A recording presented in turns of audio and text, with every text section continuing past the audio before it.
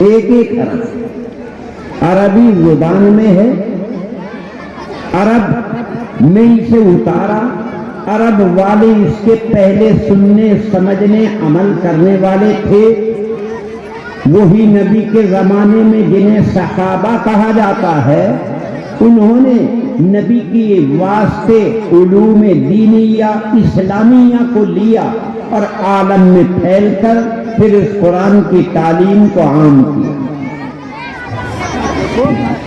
کوئی بھی آیت قرآن پاک کی لی جائے، آج ہماری یہی ایک تھوڑی سی کمزوری ہے کہ ہم اپنے قرآن کا مطلب سننے سمجھنے عمل کرنے کی کوشش نہیں کرتے۔ اگر قرآن پاک کو ہم اپنی مسجدوں میں ایک آیت روز اس کا ترجمہ، اپنے گھروں میں اپنے بچے بچیاں جو پڑھنے پڑھانے والی ہیں ان کے ذریعے ہم قرآن کا مطلب معلوم کریں تو آج ہماری دنیا کی زندگی پریشانی میں نہیں گزرے گی۔ میں نے جو آیتیں پڑھی ہیں ان کا مختصر سا مطلب میں آپ کو بتانا چاہتا ہوں کہ یہ قرآن ہمیں کیا راستہ دکھا رہی ہے، کیا بتا رہی ہے، اور بتانے کا مقصد ہمیں اس پر عمل کرنا ہے۔ ذات باری تعالیٰ نے چونکہ قرآن پاک کو نازل فرمایا نبی کریم صلی اللہ علیہ وسلم پر، تو خطاب زیادہ تر نبی کو کیا، نبی کو سامنے رکھ کر اللہ نے بات بیان فرمائی، لیکن وہ نبی ہی کے لیے نہیں، قیامت تک ہر آنے والوں کے لیے وہ باتیں موجود ہیں۔ اللہ تعالیٰ یوں فرما رہے ہیں نبی کو، الم یجد کا یتیمن فآوا، کیا آپ کو جب آپ پیدا ہوئے تو یتیم نہیں تھے؟ یتیم کسے کہتے ہیں؟ یتیم کہتے ہیں جس کے باپ نہ زندہ ہو، ماں ہو کوئی بات نہیں لیکن باپ نہ ہو تو اسے یتیم کہتے ہیں۔ اور یتیم کب تک رہتا ہے؟ بالغ جب تک نہیں ہوتا، نابالغ جب تک ہے جب تک اسے یتیم کہتے ہیں۔ یہ سبق ہے، یہ نہیں کہ مدرسے میں ہی سبق بچوں کو دیا جاتا ہے۔ نبی کے پاس تو بڑے بڑے ہی لوگ آتے تھے، ان کو وہی دین کی بات بتاتے تھے، اسی کو سبق کہتے ہیں۔ تو یہ ایک مدرسہ ہے، اس میں نبی علیہ السلام کو اللہ تعالیٰ فرما رہے ہیں کیا آپ جب پیدا ہوئے تو یتیم نہیں تھے؟ اور یتیم ہونے کے بعد پھر ہم نے آپ کو بہترین ٹھکانہ، بہترین تربیت، بہترین پرورش ہم نے آپ کی کرائی ہے۔ نبی تو ابھی ماں کے پیٹ میں ہی تھے۔ والد محترم عبداللہ وفات پا چکے، انسانوں میں تو باپ نہ ہو یتیم، اور جانوروں میں اگر ماں نہ ہو تو یتیم، یہ بھی ایک فرق ہے۔ ماں نہ ہو جانور کی تو یتیم ہو گیا، کیونکہ جانوروں میں باپ کا کچھ پتہ نہیں کون ہے، تربیت کرنا، ضرورت کی پوری کرنا، بچپنے تک ان کے ماں کی ذمہ داری، یا تو وہ دودھ دیتی ہے دودھ پلائے گی، یا وہ دانہ لے کر غذا لے کر آتی ہے ادھر ادھر سے اس کے منہ میں ڈالے گی، یا نہ دودھ پلاتی نہ منہ میں ڈالتی، اسے اپنی غذا تلاش و طلب کرنا سکھاتی ہے جیسے مرغی کے بچے۔ ماں ہے، باپ کا پتہ نہیں کون ہے نہیں ہے۔ جانوروں میں یتیم جس کی ماں نہ ہو، انسانوں میں یتیم جس کے باپ نابالغ ہونے کی حالت میں دنیا سے چلا گیا یتیم۔ اللہ تعالیٰ ہے اپنی بات بتا رہے ہیں ہمیں اور آپ کو سکھا رہے ہیں کہ ہم نے نبی کو جب پیدا کیا تو یتیم تھے، لیکن فآوا، ٹھکانہ دیا، بہترین دیا، आला दर्जे का दिया। भले ही ईमान लाए न लाए नबी पर, मगर नबी की तरबियत, नबी की परवरिश, नबी की हिफाजत खुद वो लोग करते रहे। जब तक 6 साल के थे तो माँ के पास रहे। 6 साल की उम्र थी, माँ की भी वफात हो गई, तो चाचा दादा अब्दुल मुत्तलिब ने तरबियत की 8वें साल तक। अब्दुल मुत्तलिब के बाद फिर चचा हजरत अब्बास, यहां तक कि हजरत अली रजी अल्लाह ताला अन्हु के वालिद अबू तालिब जो ईमान नहीं लाए, मगर किसी को आंख भरकर नजर करने की किसी को इजाजत नहीं दी कि मेरे भतीजे को कोई कुछ नहीं कह सकता। नबी अलैहिस्सलातु वस्सलाम ने अबू तालिब के साथ बड़ी प्यार से, मोहब्बत से यूं भी कहा नबी बनने के बाद कि तुमने मेरी बड़ी हिफाजत की, बड़ी इयानत की, बड़ी मदद की, उसका कुछ एहसान कर दूं कि आप मेरे कान में कलमा पढ़ दो ताकि अल्लाह के यहाँ आपका मैं भी सिफारिशी बन जाऊं। लेकिन नहीं लाए। कहने लगे सारी जिंदगी तो अपने बाप दादा के तरीक पर गुजार दी, लोग मेरे मरने के बाद कहेंगे कि आखिर में अपने बड़ों का रास्ता छोड़कर भतीजे की बात में आकर चला गया। नबी कहने लगे औरों को मत बताओ, तुम आहिस्ता में एक मर्तबा मेरे कान में ही कह दो। लेकिन गैरत उनकी कहने लगी बस मैं नहीं कहता, कभी अल्लाह को अल्लाह तस्लीम किया नहीं, मगर नबी की हिफाजत की। बताने की बात यह है कि दुश्मन नबी के, मगर अबू तालिब ने कह दिया कोई क्या तकलीफ दे सकता है, मैं उसके लिए हम वक्त हिफाजत के लिए तैयार हूं। तो अल्लाह ताला इसी को फरमा रहे हैं, मैंने यतीम पैदा किया मगर मैंने तुम्हें ठिकाना दिया, तरबियत और परवरिश करा दी। इसलिए जब तुम यतीम थे मैंने तरबियत कराई। तो इसके जवाब में कहा यतीम अगर कोई तुम्हारे सामने आ जाए तो तुम उसे डांटना डपटना नहीं। एक मर्तबा यतीम के ऊपर अगर कोई प्यार का हाथ रख देगा तो उसकी वजह से अल्लाह उसकी गुनाहों को माफ कर देंगे। ये यतीम के लिए है। इसीलिए फरमाया आप यतीम थे, ठिकाना मैंने दिया, हाल देखो आपके क्या थे। लेकिन अब यतीम अगर आपके सामने आए तो अम्मल यतीम फला तक़हर, डांटना डपटना न करना यतीम के साथ में। उसे एहसास होगा कि काश अगर मेरा बाप होता तो मुझे ये ऐसा न कहता। दूसरी बात फिर बताई वजदका ज़ाल्लन फ़हदा, जब आप पैदा हुए तो कोई सही रास्ता दुनिया में जिंदगी गुजारने का नहीं था। कैसा कि आप बेराह थे।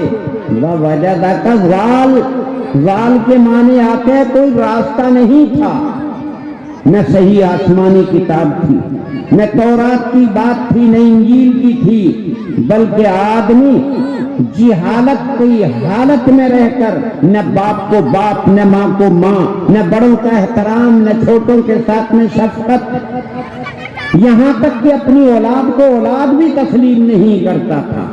अगर लड़की पैदा हो गई नदामत और शर्मिंदगी की वजह से कौम से अपना मुंह छुपाता, मौका अगर लग जाता तो बच्ची को जिंदा दरगोर दफन कर देता।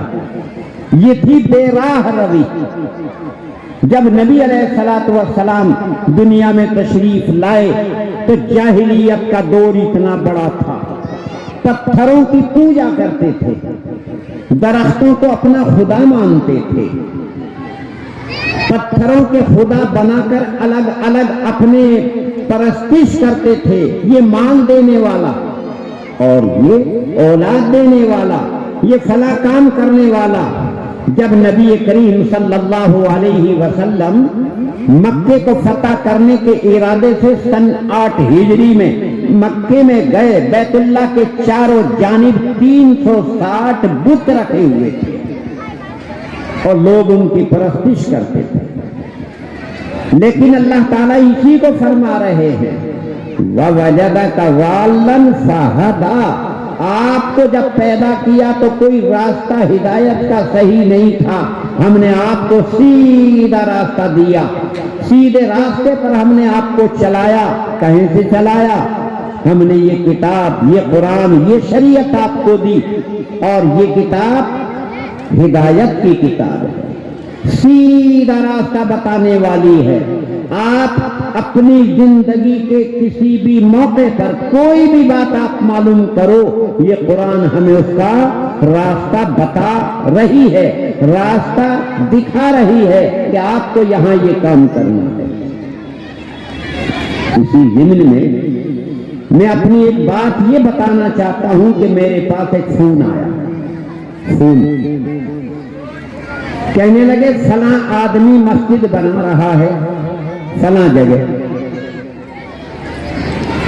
لوگ مجھے آ کر کہہ رہے ہیں کہ آپ وہ مسجد رکوا دو۔ ان کی آپس میں عداوت، دشمنی، جھگڑے، ان میں سے ایک فریق مجھ سے قربت، نسبت، تعلق، رشتہ، اس نے مشورہ کیا کہ آپ کا کیا مشورہ ہے اس بارے میں؟ میں نے کہا جب ہمارے سامنے کوئی بات آئے اس کا جواب سب سے پہلے تو قرآن پاک میں دیکھو۔ عداوت و دشمنی الگ بات ہے، خاندانی معاملہ الگ چیز ہے، لیکن کوئی مسئلہ ہو تو ہمارے لیے تو ہدایت، رہبری کرنے والی قرآن پاک ہے۔ قرآن میں دیکھیں کیا ہے اس کا جواب۔ تو میں نے کہا آپ کی بات سر آنکھوں پر، قرآن پاک سے میں آپ کو اس کا جواب دیتا ہوں، قرآن ایسے موقع پر ہمیں کیا کہتا ہے۔ فوراً قرآن پاک کی ایک آیت ذہن میں آئی، میں نے بتایا من منع مساجد اللہ ان یذکر فیہا اسمہ وسعی فی خرابها اولئک ما کان لهم ان يدخلوها الا خائفین۔ جو مسجدوں کو برباد کرتے ہیں، مسجدوں میں اللہ کا ذکر کرنے سے روکتے ہیں، مسجدوں کو ویران کرنے کی کوشش کرتے ہیں، ان کے لیے تو اچھا نہیں ہے، بلکہ یہاں آئے وہ خود بھی اللہ کا خوف اختیار کر کے تب وہی جگہ پر آئے۔ اگرچہ آیت تو نازل ہوئی مسجد خاص کے بارے میں، جب یہ آیت نازل ہوئی، لیکن یہاں اللہ تعالیٰ نے زمین پر جتنی مسجدیں سب اللہ کا گھر ہے، جب سب اللہ کا گھر ہے تو اس کو بھی اللہ تعالیٰ نے کہا مسجد نہیں کہا مساجد، سب مسجدوں کے لیے ہے۔ جو مسجدوں کو روکے گا، انہیں خراب و برباد و ویران کرنے کی کوشش کرے گا، اس کے لیے اچھا نہیں ہے۔ یہ میں نے انہیں جواب دیا۔ فوراً وہ بھی ذرا سمجھدار تھے تو کہنے لگے آپ کی بات سمجھ میں آ گئی۔ میں نے کہا میری نہیں، قرآن کی بات ہے، اللہ کا کلام ہے۔ عداوت و دشمنی اپنی جگہ، لیکن جو قرآن کہتا ہے ہمیں وہ کرنا چاہیے۔ اطمینان و سکون سے بیٹھ گئے، مسجد بن گئی، اللہ کا ذکر ہونے لگا۔ تو یہ ہے اللہ تبارک و تعالیٰ کی ذات ہمیں یوں کہہ رہی ہے۔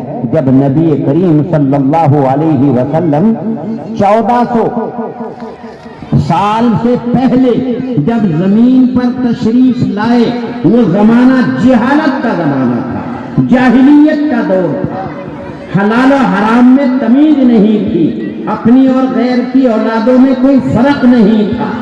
لڑکا ہوا تو اسے بھی قتل کرنا شروع کر دیا، کس بنا پر کہ یہ بڑا ہوگا، کہاں سے کھلائیں گے، کہاں سے پہنائیں گے، کہاں سے ان کے لیے مکان لے کر کے آؤں گا، پیدا ہوا تو قتل کر دیا۔ اللہ تعالیٰ نے ہمیں ہدایت دی، سمجھایا اور بتایا لا تقتلوا اولادکم خشیۃ املاق، تم اپنی اولادوں کو غربت کی وجہ سے، فقر و فاقے کے خوف کی وجہ سے قتل کیوں کرتے ہو؟ میں پہلے انہیں روزی دوں گا اور پھر بعد میں تمہیں دوں گا۔ وہی ماں جس کی چھاتیوں میں کچھ دودھ نہیں ہوتا، بچہ پیدا ہونے سے پہلے اس کی غذا پیدا ہو جاتی ہے، ایک نہیں اگر 2 4 5 7 10 بچے بھی ہوں گے، اسی کی ماں کی چھاتیوں سے اللہ اس کی غذا کو پیدا کر دیتا ہے۔ یہی وہ زمین ہے جس میں ہمارا بچپنا تھا۔ 60 65 سال پہلے ایک بیگھے میں 1-2 کوئنٹل غلہ ہوتا تھا۔ گلیوں میں راستوں میں وہ کانٹے پیلے سے رنگ کے وہ پھرتے رہتے تھے جو خود پیدا ہو جاتے تھے۔ آج وہی ہماری زمین ہے، 1 بیگھے میں 2 4 5 کوئنٹل تک پیدا ہوتا ہے، اور ہمیں زمین کی ضرورت نہیں ہے، ہمیں تو خدا کی طرف توجہ کرنے کی ضرورت ہے۔ اللہ تعالیٰ تو یوں کہتے ہیں میں زمین سے غلہ پیدا کرنے کا محتاج نہیں ہوں، میں نے تو نمونے کے لیے تمہیں بتا دیا۔ حضرت موسیٰ علیہ السلام کی قوم 6 لاکھ کل 27 میل مربع زمین میں تھی، اور نہ وہاں پانی کا انتظام، نہ وہاں روشنی کا انتظام، نہ غلے کا انتظام۔ اللہ تعالیٰ نے تو وہیں آسمانوں سے نمکین اور میٹھا اتارنا شروع کر دیا، اور تمام کو وہیں پر ان کی غذا ملنے لگی۔ پانی کا انتظام نہیں تھا، نہ کنواں تھا، نہ ٹنکی، نہ کوئی تالاب، نہ نہر، کچھ نہیں۔ حضرت موسیٰ علیہ السلام کو کہہ دیا تم پتھر پر مارو اپنا عصا۔ 12 خاندان تھے، ہر ایک کو پانی دینا شروع کر دیا۔ تو اللہ تعالیٰ کے لیے اسباب کی ضرورت نہیں ہے، وہ اسباب خود پیدا کرتا ہے۔ تو نبی کو خطاب کرتے ہوئے ہمیں سمجھایا جا رہا ہے وَوَجَدَكَ ضَالًّا فَهَدَىٰ، آپ کو جب پیدا کیا کوئی صحیح شریعت نہیں تھی، سر ختم تھی، رد و بدل تھی، کم و بیشی کیے ہوئے تھے، انسان اپنی اولاد کو اولاد نہیں مانتا تھا، غیر کے مال کو مال نہیں سمجھتا تھا، قتل و غارت گیری عام تھی، زنا عام تھی۔ تو تب اللہ تبارک و تعالیٰ نے اپنے نبی پر یہ قرآن پاک اتار کر ہدایت دی، راستہ دکھایا کہ سیدھا راستہ یہ جنت کا، اگر یہ راستہ چھوڑو گے تو دائیں بائیں تمام راستے یہ جہنم کے راستے ہیں۔ اسی بنا پر اللہ تبارک و تعالیٰ نے کہا کہ جب ہم نے آپ کو ہدایت دے دی تو اما بنعمت ربک فحدث، یہ ایک نعمت ہے، اس نعمت کو اپنے پاس چھپا کر کے نہ رکھنا، یہ نعمت کی، اس نعمت کو لوگوں کے سامنے پیش کرتے رہنا۔ یہ نعمت دین کی نعمت اللہ نے دی، جس سے ہدایت دی، انسانیت بتائی، اور میدان عرفہ میں سب سے آخر میں اللہ نے ایک آیت نازل فرما کر اليوم اکملت لکم دینکم واتممت علیکم نعمتی، میں نے آج دین مکمل کر دیا اور اپنی نعمت میں نے پوری کر دی، لیکن یہ نعمت چھپانے کی نہیں ہے۔ اسی لیے نبی علیہ السلام کو اللہ تبارک و تعالیٰ نے حکم دیا تھا ایک مسئلہ بھی آپ کو میں بتاؤں، اسے چھپانا نہیں، لوگوں کے سامنے، قوم کے سامنے، امت کے سامنے بتانا آپ کو ضروری ہے۔ اگر آپ نے ایک بات بھی چھپا لی تو آپ کی گویا نبوت بالکل پوری نہیں ہونے کی۔ جیسے نماز میں فرض ہے، ایک فرض اگر چھوٹ گیا تو نماز نہیں ہوتی، دوبارہ پڑھنی پڑے گی۔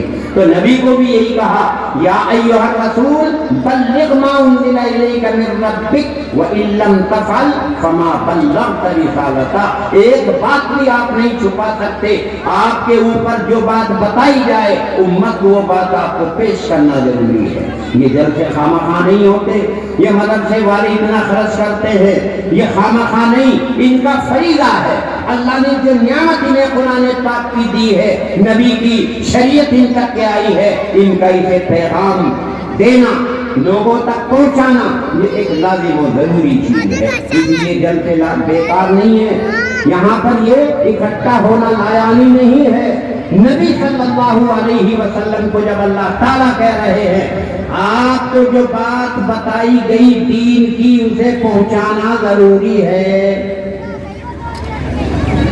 نبی نہیں ہے تو نبی کے یہ والی و یہ وارثین ہے جو قرآن پاک کے عالم ہیں، قرآن پاک کے حافظ ہیں، قرآن پاک کے مفسر ہیں، انہیں اپنی نعمت کو چھپانا نہیں بلکہ اپنے اپنے اپنے قرب و جوار میں اپنے متعلقین کو، محلے والوں کو، بستی والوں کو، ملک والوں کو، دنیا والوں کو انہیں سمجھانا اسباب کے ساتھ میں لازم و ضروری چیز ہے، یہ ان کا فریضہ ہے اور ہمارا سن کر اس پر عمل کرنا ضروری ہے۔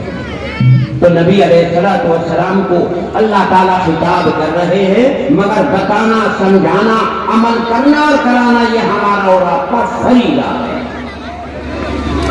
وَوَجَدَكَ عَائِلًا فَأَغْنَىٰ، اور جب آپ پیدا ہوئے بے سر و سامانی میں پیدا ہوئے، مال و دولت کچھ بھی نہیں تھا، آج بھی نبی کریم صلی اللہ علیہ وسلم کا وہ مکان جہاں پیدا ہوئے، حرم شریف مکے کا جس جانب، یعنی بیت اللہ کا جس جانب دروازہ ہے، اسی جانب حرم سے متصل نبی کا مکان آج بھی محفوظ اور موجود ہے۔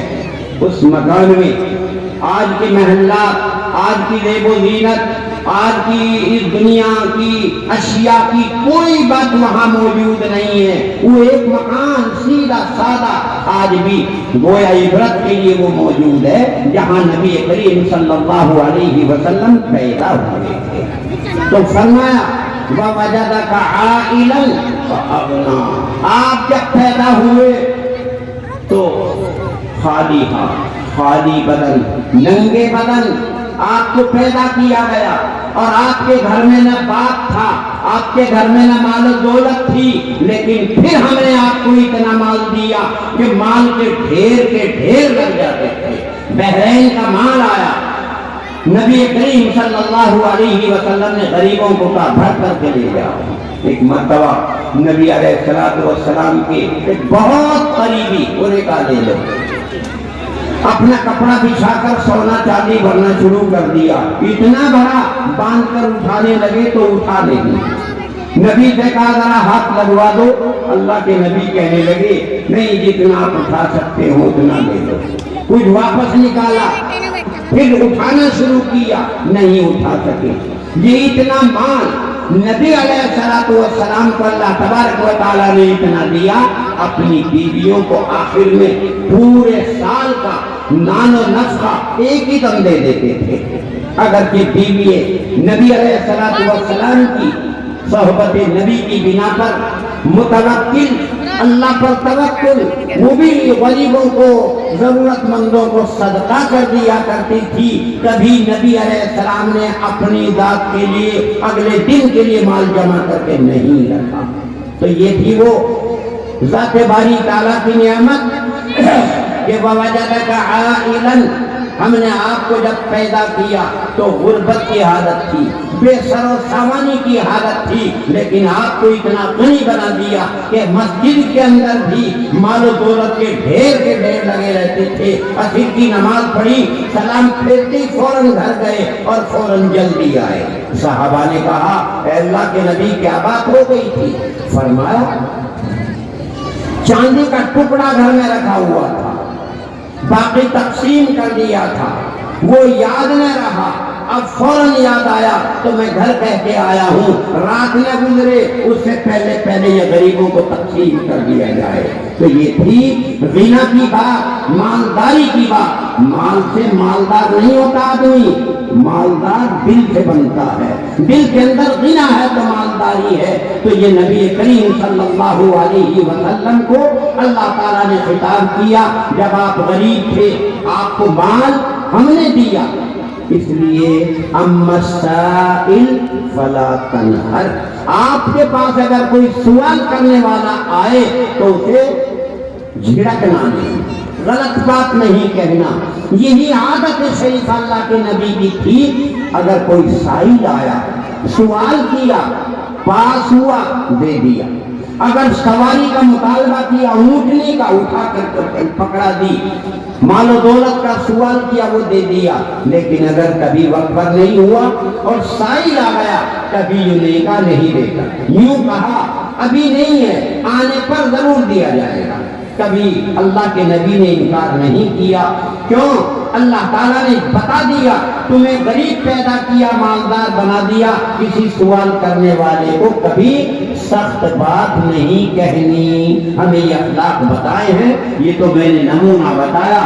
آپ لوگ اپنی اپنی مسجدوں میں جو آپ لوگوں کے ایمان ہیں، میرا ایک مشورہ ہے کہ کم از کم قرآن پاک کی ایک آیت کا ترجمہ سن لیا کرو. یہ معلوم ہو جائے گا کہ ہماری یہ کتاب، ہماری یہ قرآن، ہماری یہ شریعت ہمیں کیا بتا رہی ہے. اللہ تبارک و تعالی ہمیں صحیح قرآن پاک کی سمجھ عنایت فرمائے اور اس پر پھر ہمیں عمل کی توفیق عطا فرمائے.